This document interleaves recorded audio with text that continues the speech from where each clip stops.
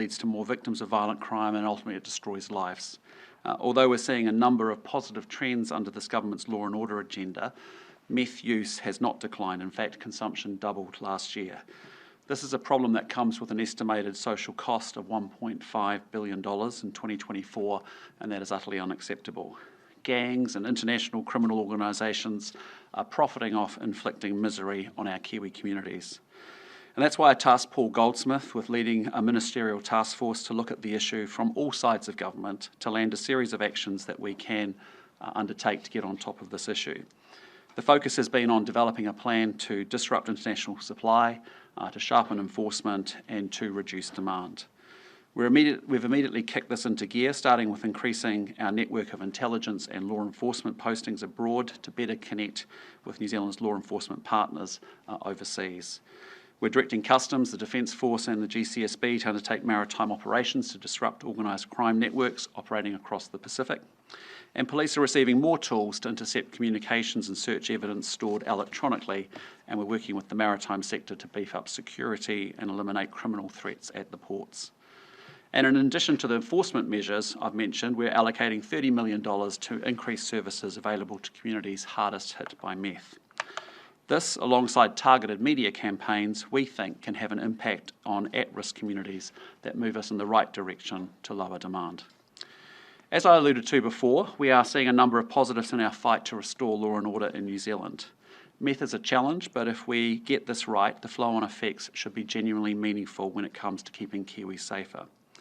Police data is already showing us a number of positive trends when you look at the first 6 months of this year compared to 2023. Burglary is down 7%, traffic and vehicle offences are down 17%, ram raids have decreased 82%, and police foot patrols are up nearly 60%. On a separate matter, I just want to acknowledge all of those working in response to the vegetation fire in Tongariro National Park. I know this is a very distressing time for local communities and for anyone who has a connection to the national park. Fire and emergency, DOC, councils and iwis, civil defence, police and other government agencies are working together to coordinate resources and support the locally led response efforts. Ministers Mitchell and Minister Potaka have also been on the ground. A recent update had the fire spanning roughly 2,800 hectares. Some welcome good news is that cooler weather conditions and light rain have assisted firefighting conditions today. There are incredible pilots operating 15 helicopters and 5 fixed-wing aircraft, and multiple firefighting ground crews working from first light each day to bring the blaze under control. Their effort, coordination and bravery in some really difficult conditions has been truly outstanding. At this stage, no critical lifeline infrastructure is at risk and most evacuated residents have been safely accommodated. A small number of people are being supported by the Emergency Operations Centre to find temporary housing. Obviously, the response is ongoing as efforts to contain the blaze continue and the government is ready to provide assistance to affected communities. And with that, happy to take your questions. Regarding the Cook Islands, is New Zealand any closer to resolving that dispute? Look, as I've said this morning, we have a very positive relationship with the Cook Islands people. It's a very special relationship. As you know, they're New Zealand citizens, they are New Zealand family, and they made a great contribution to this country. Our issue is with the Cook Islands government. We have serious concerns which we've traversed before. We have a responsibility to protect security, intelligence and defence for the realm of New Zealand, of which the Cook Islands is one of those countries. Trust has been broken, as we've talked about before. Our officials continue to work, and as you've seen, we feel the next step is to pause some of that budgetary funding. Well, I think there needs to be progress, and there is some little progress, but we want a lot more of it, and we want trust restored, and we want clarity and mitigations to the questions that we have answered.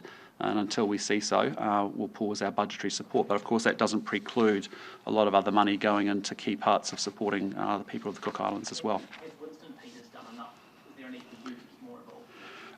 No, he has. It's a full court press between himself, myself, our officials. But at this stage, what we've said is we want our officials, we're very clear about what the asks are and what we need reassurance around. And we need to see a response from the Cook Islands to restore that trust. Well, our officials have been meeting and actually been, conversing about these issues. We need to see a recognition from the Cook Islands side that that these are real concerns. We want them taken seriously, and we want them to be mitigated ultimately. What does that mean? What is the recognition? Sorry? What does that mean? Having recognition from the Cook Islands, what does that mean? Well, we've seen agreements signed with other countries that we actually want to make sure that there is mitigation plans in place dealing with some of the risks that we see as a government as it pertains to security and defence. Could you give an example of what a mitigation plan might be? No, I'm not going to do that. I think our officials can continue those conversations, but until they can, we're suspending more of the budget money, as you know, up to $29.8 million at the current point. But there is other monies going into other places like education and healthcare to continue to support the people of the Cooks. Is the issue with that you just haven't got clarity that there is the mitigation, they're not being forthcoming in answering those questions, or that there is a genuine threat to New Zealand's security that you've identified? Well, it's both. We as having responsibility constitutionally, as I said, for defence and security, take that responsibility incredibly seriously. The Cook Islands has certain rights under the free association model, but they also have responsibilities to engage with us on those issues.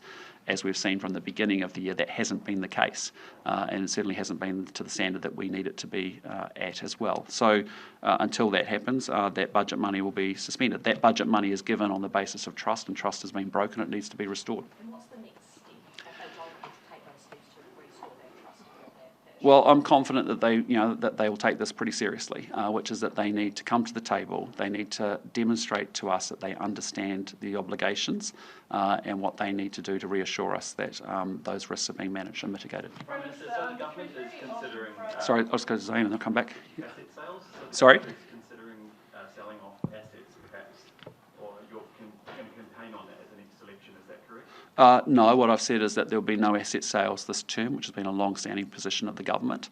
What I said is we also haven't yet determined our election policy for 2026. We want to make sure that every government asset is well managed and performing well.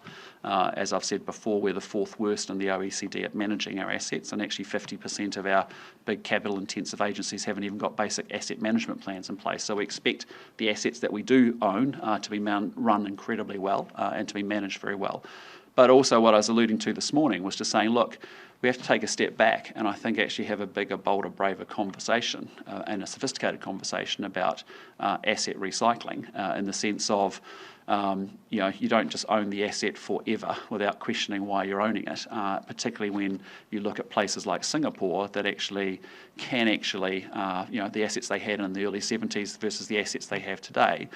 They have sold assets in order to buy new assets that actually have more advantage, better returns for their citizens and for their people. And that's a legitimately good question for us to ask, other than getting into the politics of actually are we using the government's balance sheet well and smartly for the benefit of New Zealanders, rather than just getting into the dirty politics of asset sales. In the past, when we have sold assets, we've used that money to buy new public assets. So money from asset sales recycled into foreground capital investment.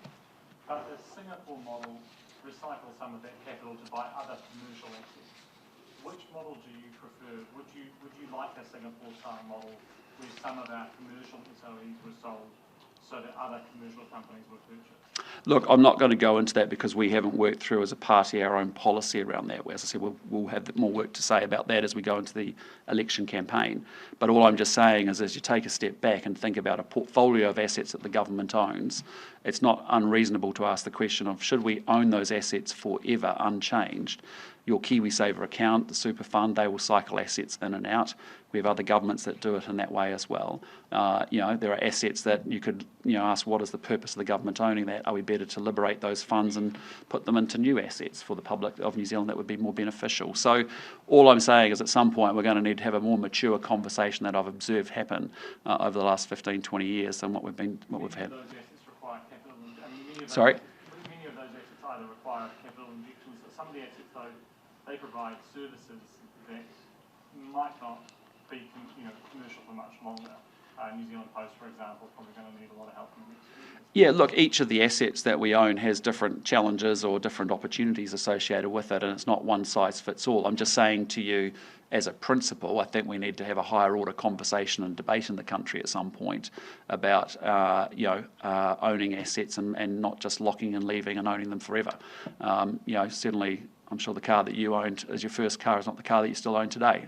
You don't have to own it forever, and that's all I'm saying is there's a pool of capital, there's a pool of cash that can be deployed in different ways to get better returns for New Zealanders. What are your thoughts on creating a formal capital recycling program as is suggested by the Treasury? Look, again, I'm signalling that I'm open for that conversation ultimately, but we haven't yet as a party determined our own thinking on that, and we will do that as we go into the election next year.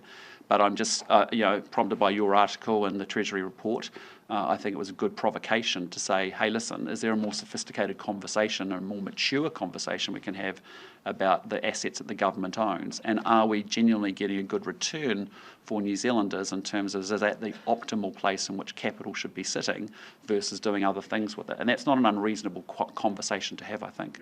Jamie? Oh, sorry.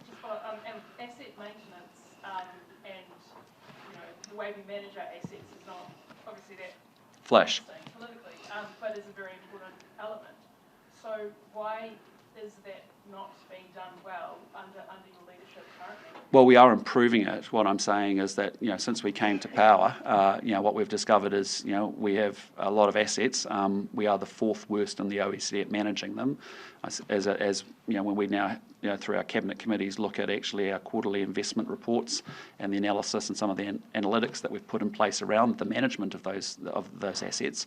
We started with a place where 50% of the capital-intensive agencies don't even have an asset register. Well, that's a pretty basic sort of response. You need to know what you own, where it is, and some of those things. And so that's the work that we as a government have been pushing quite hard on the agencies to understand. Your comments was that management plans increased? Sorry? Has the number of agencies with that? It's getting better. It's still not at the standard that I want it to be at. Yep. Your comments this morning were quite critical of Land Court or Pāmu, and the ex-party has previously suggested that could be one asset that when you look at recycling. Is that at the top of your list, should you move at that pathway after the election? Yeah, look, again, as a party, we haven't had the conversation amongst ourselves, and we will have that to form our own policy for the election. But I think that is a good example where, what is the point, what is the purpose of the government owning Pāmu or those farms?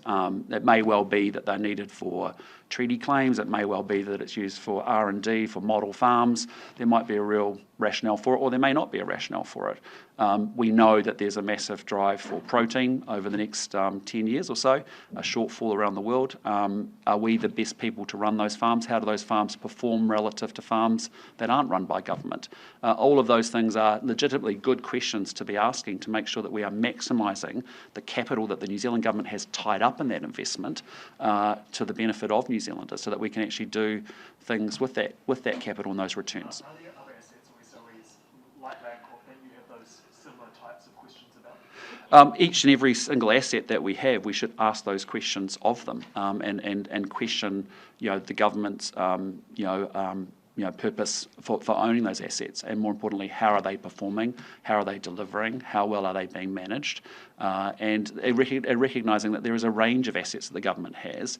Not everything can be sold, not everything should be sold, but all I'm just saying is we need to move to a more mature conversation about asset recycling than what we've had historically in this country, which has been sort of a very simple political conversation about selling assets. And I think when we take a step back and we think about the needs that we're going to have for this country over the next 10 to 20 years and the investments we need to make in capital, we need to make sure that every asset that we own is optimally deployed, optimally managed, and that we can honestly look at the New Zealand taxpayer and say that's a good use of your funds tied up in that asset, rather than doing something else with that money that may be more beneficial to New Zealanders. Anything that's off the table? No, I mean, as we go into our policy, we'll work our policy through over the course of the year, as I said, going into the election. But I'm trying to have a more strategic conversation and a higher order conversation about that I think we'll need to have over the coming year about asset recycling. When we see what's come of those plans that I believe ministers and departments are writing that basically say this, here's the state-owned entity and this is the purpose of it being owned in this has been ongoing. What will come of that? Well, again, I think that's a necessary precursor to make sure we get a sense of the relative performance of the management of that government asset. More importantly, also, how well is it being governed? How well is it being led? What is the importance of why the government must own that, or actually is there a different way? I think the Crown purpose statements, as we're calling them, and that we're trying to work our way through the different assets with, is a good way for us just to take stock and to think about the portfolio of assets that the government has and what the role of those are in our portfolio, and more importantly, a question about how well are they being managed and what returns are we getting from them. Obviously, a lot of our questions with the chairs and CEOs of some of these entities has been, we expect them to be really well managed, because those dividends, if you think about it, I think it's like something like $25 billion. It's something like 30,000 Kiwis employed in them. I think it's about $700 million worth of dividends that comes off. Well, that's $700 million worth of dividends that comes from our asset base of $25 billion that ends up paying for health and education. And so, we just want to make sure that we should have a view that everything should be optimally managed and maximised. How will you ensure that this is a mature and sophisticated conversation? Do you plan to, you're talking about developing this this policy over the next year? Do you need to let voters know early what's on and off the table? Do you, is there any way to ensure that kind of the ideology is pulled out of it, and maybe, I don't know, an independent third party or something could take a look at that? Look, I think it's just about us sophisticating the conversations that we have around this topic. It's no different to me that the conversation we have, for example, on gene tech legislation that we had in 1999 and 2001 has evolved over the 25-year period that we find ourselves in 2025, with 45 other countries having done it, the huge health benefits around T-cell research, huge environmental benefits obviously for agriculture. We've been able to have a much different conversation as we've introduced that gene tech legislation than what we would have had in 2002, for example.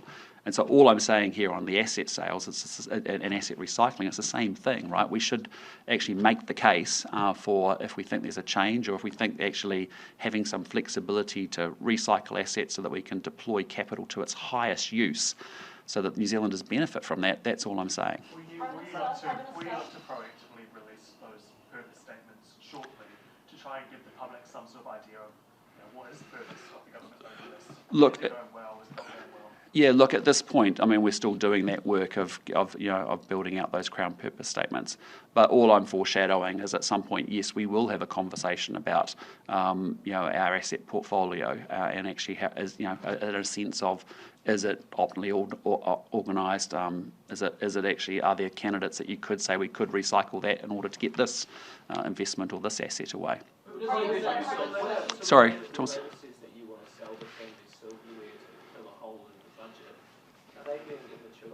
Yeah, I think that is. That's what I'm talking about, and saying that's a very simplistic political conversation on a very serious issue, which is New Zealand has a great future ahead of it, but one of the things we have to do is, if we're really going to lift our collective living standards, is obviously invest in infrastructure, make sure that we're getting great capital returns from assets being deployed. That's what I'm trying to get beyond. Now, I know by talking about this today, that's the risk, is it's very easy politics to say, look, you're flogging off the family silver. We're not talking about that. We're just talking about the fact that there is $25 billion that this government has in assets. Some of those assets shouldn't be sold, can't be sold, would be unadvisable to sell. The government's got a critical role to play in that. But there may be other things that actually should be recycled and optimised so that we can go off and do some other things that actually New Zealanders would prefer that we do and use that capital to do. So, I get it. That's the easy politics of this, but I'm just asking for us to think a little more intelligently in a more strategic sense to say, how do we benefit New Zealanders by making sure that capital is optimally deployed? It's money that we have available. In the same way we think about the optimal deployment of operational expenditure, we should think about the optimal deployment of capital as well, and investments that we have in assets. Tom Day. Are you feeling more optimistic about the economy in light of ANZ's results today? Look, I've just seen their results in passing. I think they had a strong result on the back of actually accounting and hedging policy changes. My only wish to the banks, and message to the banks is pretty clear, which is I expect you to pass on OCR cuts incredibly quickly to the customers. Do you think they're doing enough at the moment? I think all banks can do a much quicker job and a better job. I think the second thing I'd say to all New Zealanders is shop around, because when I'm looking at some of the rates that you can see from some of the second tier banks across New Zealand, there are some very, very good interest rates going, and we, ultimately the consumer's in charge, and in New Zealand sometimes our consumers are a bit reluctant to change their banking arrangements, but actually if you can get a better deal, you should go for it. Sorry, Zane? Do you think Te Pāti Māori has done the right thing by expelling 2 MPs? Oh, look, I don't know. I mean, Te Pāti Māori's a joke, to be honest. They're completely irrelevant in this place. I have not seen a single policy idea about what they're doing to lift, cervical screening rates with Māori, immunisation rates for under 2s, let alone academic achievement for Māori kids. So, I'm just imagining a new world where Chris Hipkins is trying to form a coalition with Labour, the Greens, Te Pāti Māori, and our 2 new independents. So, good luck. Do you have a view on whether it would be a good idea to have 2 more by-elections this term, whether that's a good use of taxpayer funds? I wouldn't have thought it's a good use of taxpayers' money, particularly when people who don't take this place very seriously. And do you have, on a separate topic, do you have an issue within the coalition around the taking of credit? I see that Winston Peters has dropped another "we" post on social media over the weekend. Look, with respect to Gumboot Friday, I saw that. I'd just say, that's a commitment I made in November 2022 on the Rock radio station with Bryce Casey in particular, and I'm very proud that we managed to get that up and running and out the door in November 2023 when we came to power. That's been a long-standing commitment of ours, a long-standing belief. That's a great organisation, and whether you're New Zealand First or National, we would both say, isn't it fantastic that 14,000 kids have been helped with 40,000 free counselling sessions? You would have done that without having that coalition agreement with New Zealand First. Oh, it was very much in our, just remember, for us, our coalition government to be formed, both ACT and New Zealand First had to sign up to the National Party agreement and our agenda. We've got most of the things we wanted to get done away, with the exception of 2, which was the foreign buyer ban and also lifting the superannuation age to 67. On the foreign buyer ban, I think Winston and I got to a really good place where actually it was a better outcome in some ways than what we had proposed as our policy. But very much a very strong part of our system. As I said, I made the statement in November 22. I met with Mike King. I was so impressed by the organisation and the work that they're doing. I actually met with kids that had benefited from the organisation.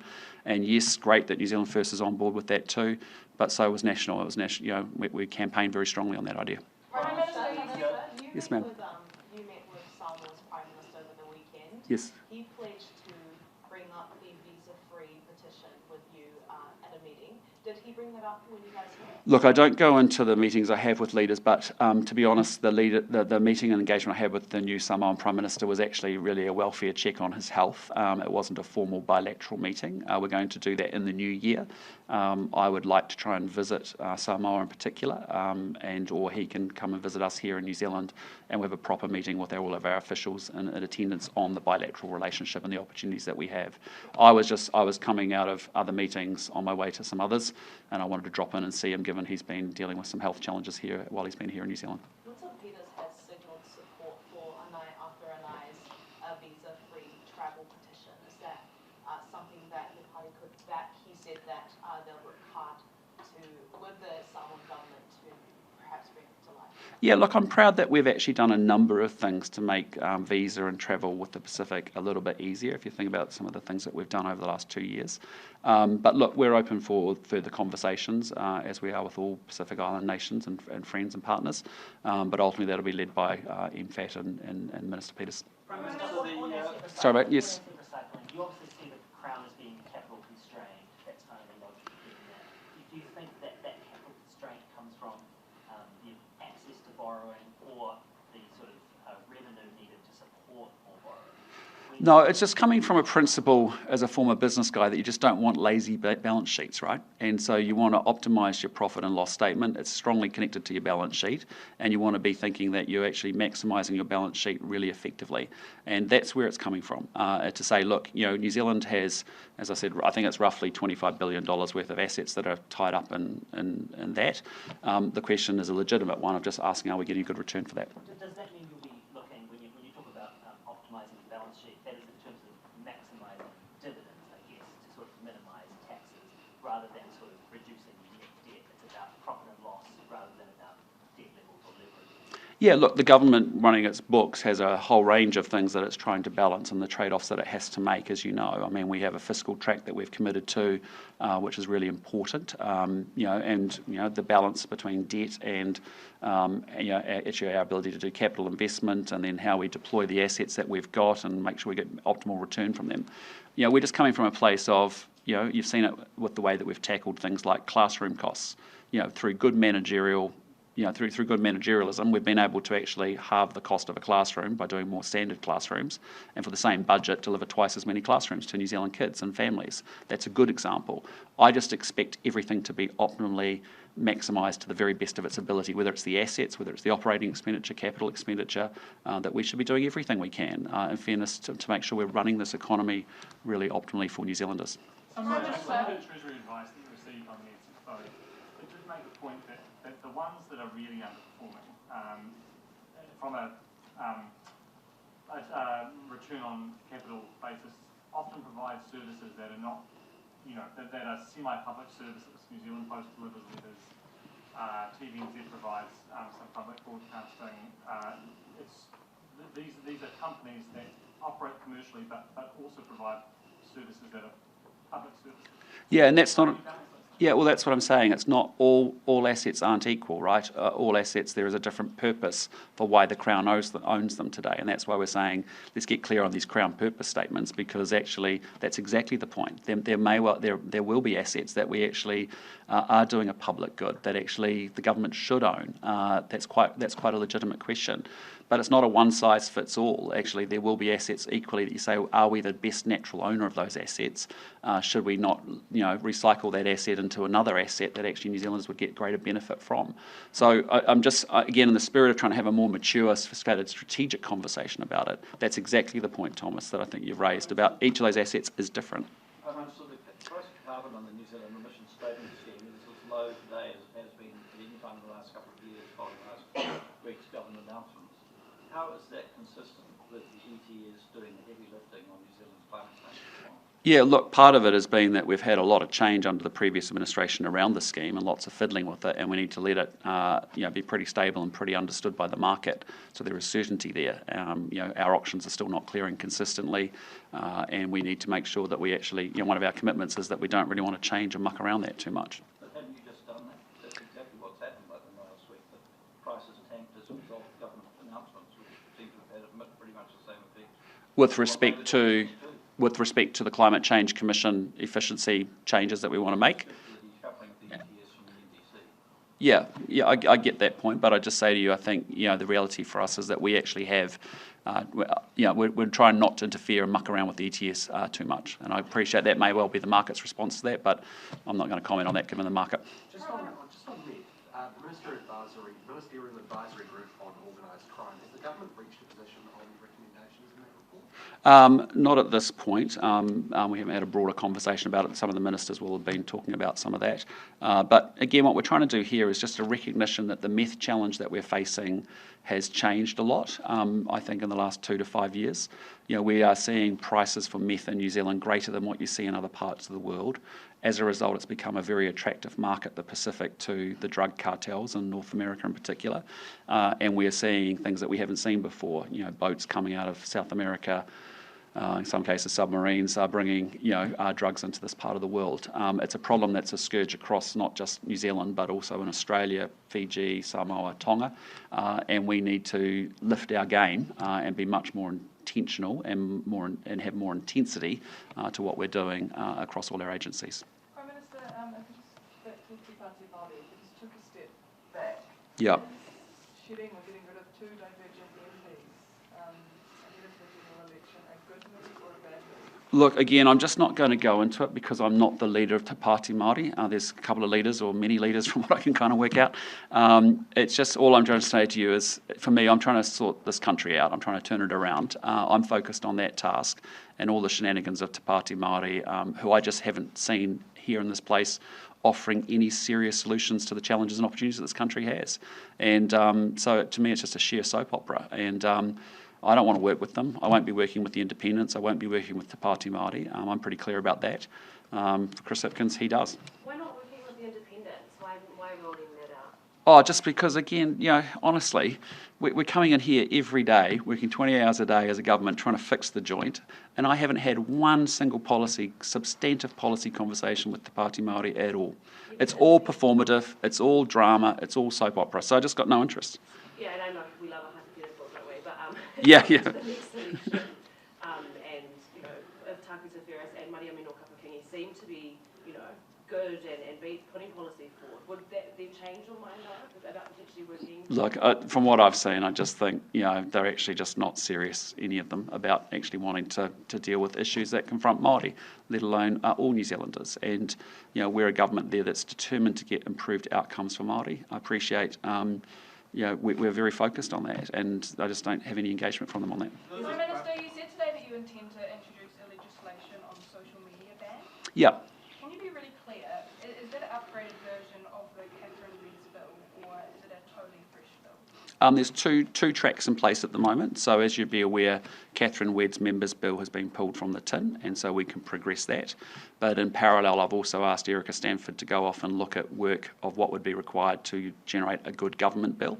Obviously, that would need the support of all of Cabinet, and we'd need to have that conversation, which we haven't had yet. Once we've got a bill or something, a policy in front of us, then we can have that debate and discussion. But there's two pathways at this point. They haven't seen a proposal on this yet. That's right. There hasn't been a proposal. As I said at the time, Catherine's got her members' bill. We can progress the members' bill. Equally, we've asked for government work to be looked at. When that work comes together, it'll be brought back to Cabinet. There'll be a good discussion there, and we'll see whether there's a pathway through that route as well. Is that a good use of taxpayers' money and Parliament's time to progress two bills at once, essentially? Yeah, it is actually, because there's quite a lot of detailed policy thinking. It's a really frontier piece of work in the sense of you're seeing different countries having slightly different approaches to it. We're obviously watching very closely what's happening in Australia, as they haven't still yet implemented their legislation. They do that, I think, in December before Christmas. But again, our position when we take a step back is to say, look, we have constraints on our kids in the physical world, but we want to see them in the virtual world. We're very attracted to the idea of a social media ban for under 16s. The devil is in the detail, and that's why the policy work is important. Why not say tai-ho on the members' bill? Because obviously the members' bill is not going to be good enough for something that's complicated that everyone can agree, but it would need some level of government input, PCO, to draft it. Why not kill members' bill for now and work on the actual government bill? No, we want to have two tracks in place. We've got a great members' bill, but that would go through a normal process of being built on and improved upon through the select committee process and through an engagement process with all parties in Parliament. But equally, we also have a government bill that we want to ideally generate as well. And so there's a lot of detailed policy work. I mean, Erica's doing that work on policy and getting the thinking straight. And then once we feel we've got it in a good place, we'll bring it to Cabinet for a discussion. Say you should wait until the end of the select committee inquiry that they've started on here, maybe a third track going on there. Would that make sense for Erica to wait until... No, we're doing it the way that I've talked about right from the beginning, which is that Erica will look at some policy work and ultimately bring some proposal before Cabinet. Just an area where there could be quite a bit of cross-party support. Is it something that the government could pursue even if ACT wasn't on board? Look, again, there's lots of different pathways. As I said, there's two at the moment. I would hope that there would be other parties that would want to come on board in the Parliament to actually strengthen the protection for our kids. And I think many parties would say that's a New Zealand issue. It's not a party political issue. And so let's see where we get to. But at the moment, for now, we've got a members' bill out of the biscuit tin, which is great. And importantly, we've also got some policy work underway. Take last question, Lloyd. Public Service Commission Facebook ads during the English strike. Yep.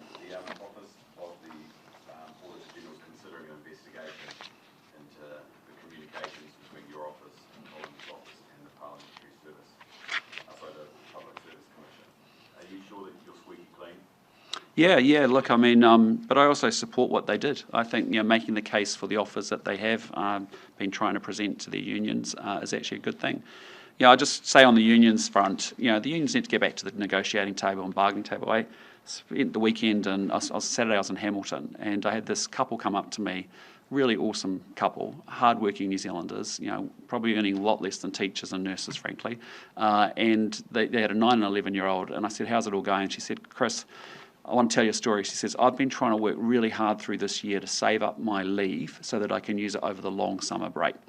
She said, because of the teacher-only days, because of all the strike action, I've actually had to take time because I don't work from home. I don't get to work from home. I have to show up at the office and at her workplace, and I don't actually have a lot of family support around me. So she has to take leave days every time there's a strike or every time there's a teacher-only day across the system. And now she's going into a summer period, and she said to me, I'll have to take unpaid leave in order to get through the summer period, which she had been working so assiduously at, trying to save her leave and bank her leave to do exactly that job. Well, that to me is unacceptable, and that's why I keep saying to the unions, get back to the table and get into good faith negotiation with the negotiators. Okay, sorry, Jamie. Lost. No, I know exactly. I'm quite comfortable with the way I approach question time, and in relation to that particular question, we do want to make sure we clean up downtown Auckland CBD. Aucklanders expect us to do it. We've got big investments with cruise ships coming. We've got big investments with convention centres, CRL. We are working with multiple agencies, NGOs, local government, and when the Minister of Auckland has something to say about it, we'll say something about it. Okay, thanks, team. See ya.